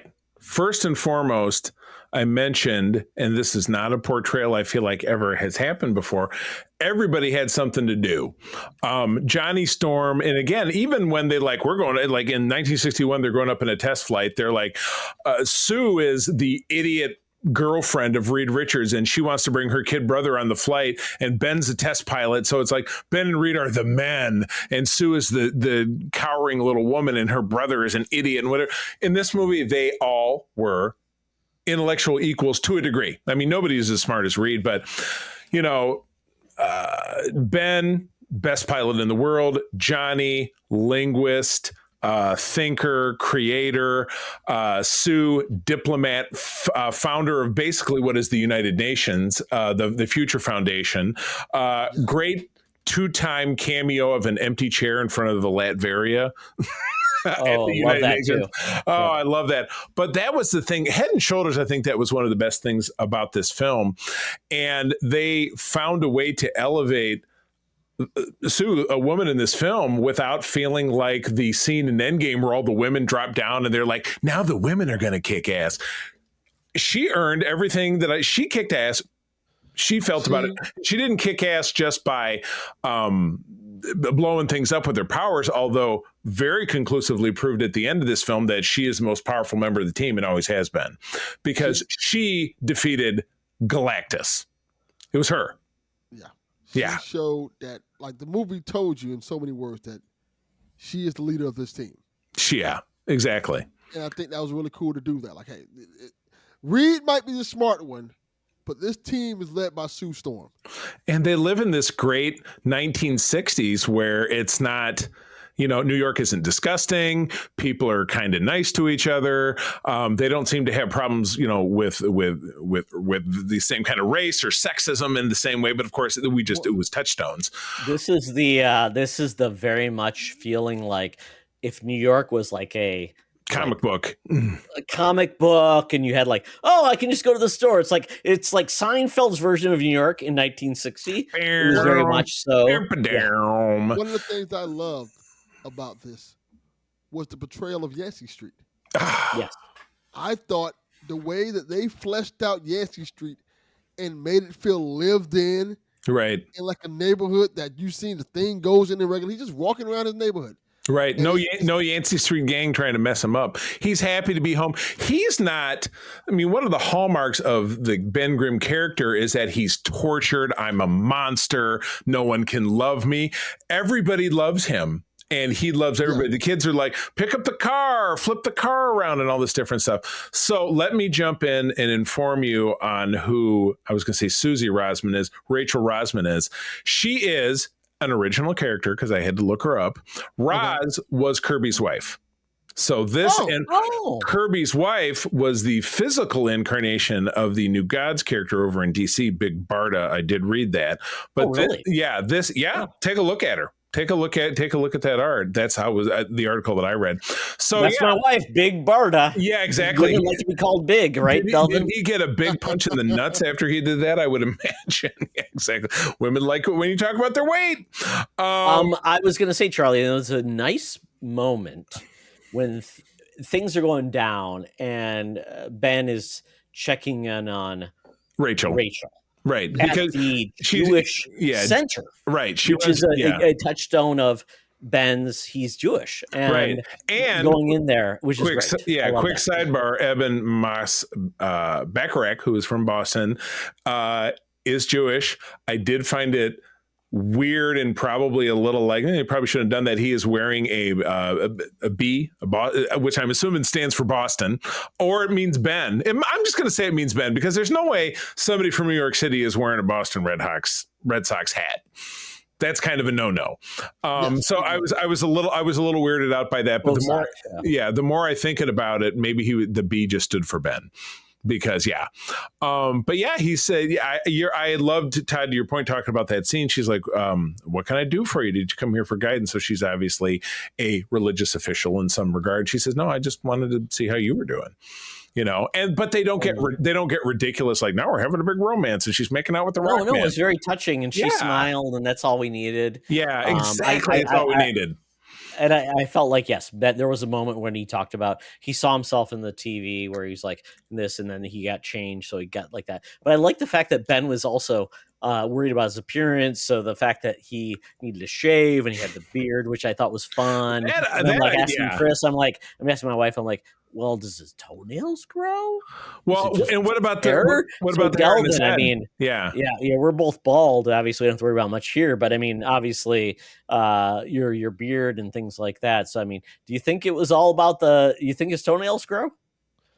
I was wondering how did he cut that stuff. He doesn't have he looks like he's using like a belt, like a rock sander, or like a rock polisher to shave. It was a fun bit. And I had our friend Andy over in Norway on the Discord was asking me because she loved the film. We have a quote from her later on, but she says, does he have a beard in the comics? I'm like, I don't think so. Reed does from time to time have a beard in the comic, but he's just a normal dude. So it's no big deal for him to shave. Especially. Exactly. So, but yeah, absolutely incredible. Yeah, Reed's this incredible genius. They have a rocket ship, which they go into like an FTL ring, kind of like what they have in Star Wars. That's how Obi-Wan's ship travels in one of the Star Wars movies. And they go into a wormhole, and they go to this, and they portray how Galactus does his thing. I like the portrayal of Galactus's vessel as opposed to the way it is in the comics, where it's a bunch of like pipes.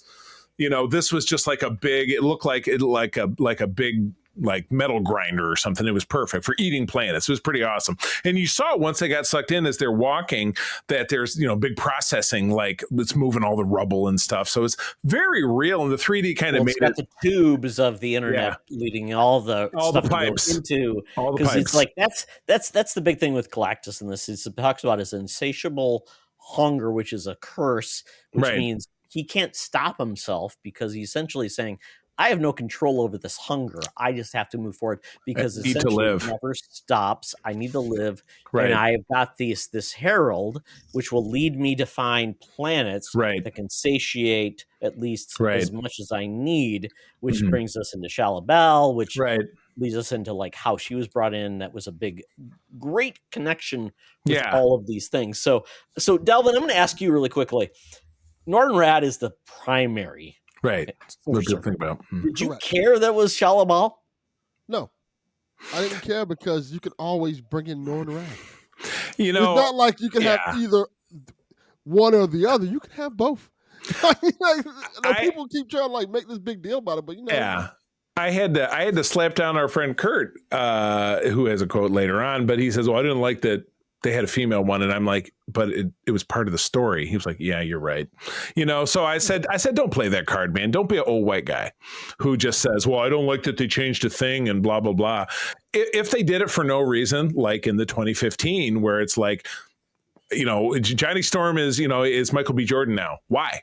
And yeah, it didn't make any sense. Didn't have anything to do with the story. Yes. Why is the thing naked? Why? You know what I mean? It's just but do it for the story, right? So I think that absolutely, to your point, nailed it. And she's an established character in the comic books. Right. Yep. Yeah.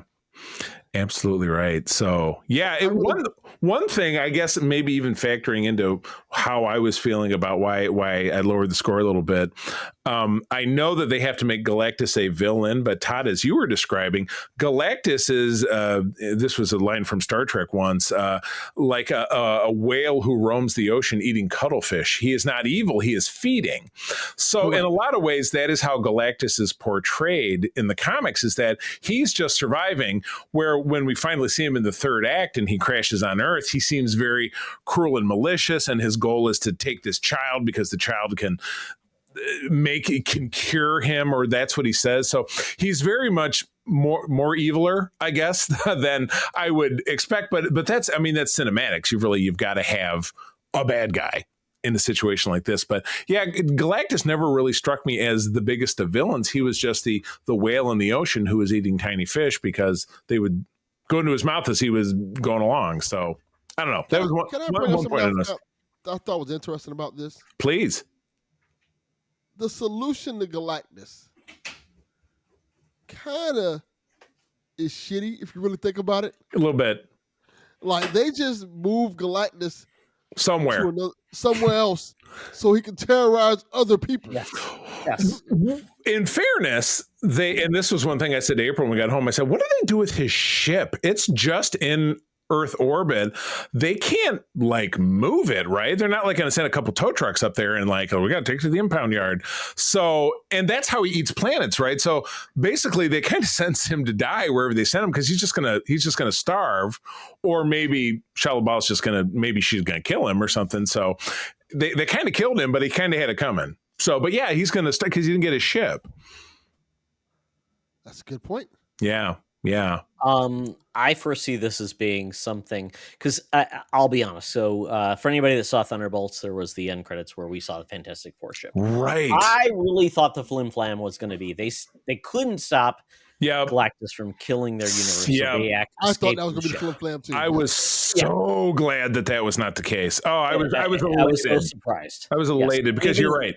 It seems super obvious that they're like, we can't do it. We're out of here. Where it becomes obvious. We'll protect you, and oops, and we're going to save ourselves. Yeah, exactly. But we did get the end of this movie is the 4 years forward where we do get, hey, they're still there. Right. And so what's going to happen next? So obviously. You know what I think the flim flam is now? Sure. I think they accidentally sent Galactus into the current universe. They sent him into 616. That could be it. Yeah. Okay. It's what's he going to do in this ship? And quite honestly, I think Charlie, to a certain extent, I think his ship will be less for him. He could probably reassemble it. I think it's going to come down to. I think it's going to be he's going to be able to reassemble it from maybe planets around him. He's I can do this. That's what he did. That's what he did in Secret Wars. He had to summon it. That's what, he had to summon it into the Beyonders universe in order to eat the Beyonders planet, which was his big plan. So if anything, I think the Fantastic Four can use that vessel as maybe a learning process to do to fight and then back. obviously then we could get Galactus finding a new herald, and then we got Doom. That sorry, maybe we fast forward. No, it's okay. We had 2 end credits to this movie, and if you want any other spoilers from this, but I really do. I do want to say that I love the fact that Herbie was a part of this movie. I thought that it was such a great callback from the fact that in the 60s animated series, they couldn't show Johnny Storm because they were worried about kids putting themselves on fire. So Herbie was brought in as like kind of a goofy character. Stopgap. But he was brought in basically as the nanny, the character that was going to make all the food, take care of the family, which was great. And then they also represented the animated series in a different way as well, which was awesome and fun, which made you think of like, yep, that's how Marvel used to operate with bad animated series. Call back to Clobberin time, doing that thing, and we even got the really bad 70s Thing animated series where it was a kid that looked really bad, like Shaggy had a ring that said "Thing ring, do my thing," and then we had a goofy thing as well. So I love the fact that we got that last end credit scene was bringing back the hallmark of the animated series, and then her return TV. But the first the first post-credit scene after basically the mid-credit scene, I guess you call it, is the fact that we are brought into Dr. Doom. Yes. How did you guys feel about that and how it was presented? So Delvin, when you saw Dr. Doom, his mask off in front of Franklin, how did you feel about that? I thought it was awesome. My son has a theory about it, by the way, because I watched it with him. Let's do it. Tell me more. He doesn't think that he think it's the original Dr. Doom, and the Robert Downey Jr. Dr. Doom is a different Dr. Doom. Oh, okay. Okay. He thinks his theory is they're doing the superior Iron Man thing. Okay.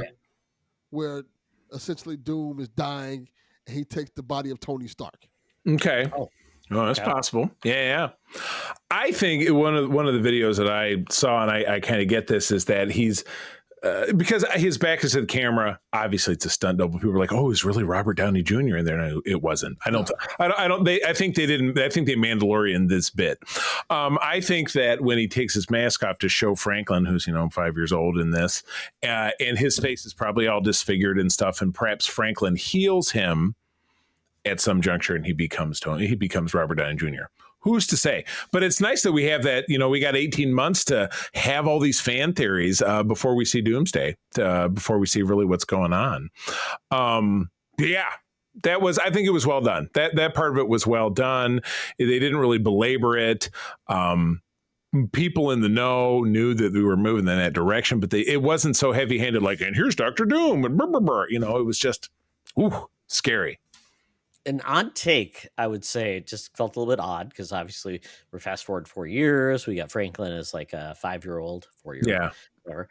So that I was going to ask each of you to say your thoughts, because we are getting this is the last Marvel film before we get the next Marvel film. I don't even know what's coming from. That's usually how that works. Yeah. But so how do we get an Avengers team? How do we figure out what this next movie is all about, and how do we get this formed? Because I feel like there's so many coconuts in the air that we're lifting. It's like Legos. We're juggling. How does this work even? I don't even know. Absolutely no idea. I'm going to give myself over to the machine and let the machine teach me. I don't know how they're going to put it all together. It does seem really disjointed. Yeah. I think the only thing we kind of got was the Thunderbolts, like, hey, we're forming our Avengers team. Right. And then you hear that, Falcon is Captain America is also forming his own Avengers team. That's the only who's in that? Because we don't have a series or anything telling us who's going to be on that team, which is just so weird. Which is what made that stinger so aggravating, because it's like, we've thrown all this information to the end of it, and look, there's the Fantastic Four. So I'm glad. I'm just super glad that they didn't take, as Todd said, the super obvious at the end of it, let's fly away and then we'll fly through a big blue space hole and then we fly into Avengers Tower and then there's the new Avengers Thunderbolts people. Glad that didn't happen like that. Self-contained movie, go watch it, enjoy it, see the stinger and be like, oh my God, who's that guy? It's a guy with a mask. It looks scary. And then the movie's over. The Count of Monte Cristo. Exactly. So this is going to be an interesting move forward. Yep, we are done with Marvel movies until the next big one. We've got a couple of Marvel's, one shots with Punisher. We've got Wonder Man, and I guess from there we're gonna see where this goes. So with that, hopefully everybody enjoyed this spoiler-filled discussion. It's a lot of fun. The last spoiler was just the animated series, of course. So it was just fun. It was fun. It was very fun. Yeah. Very fun. Yeah. Good deal. Awesome. Well, go see the movie.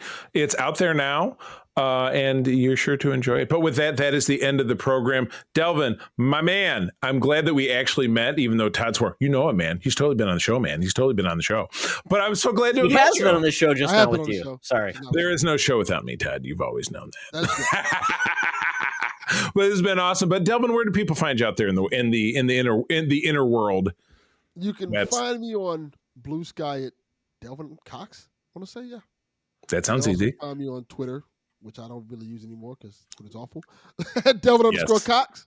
But if you want to hear some content, you can go check out PSVG. I'm on literally almost every show on that network. Or if you want something in the superhero realm, go on your podcast machine, tap in Justice League Mortal, which is part of the Mortalverse, and I play John Stewart Green Lantern.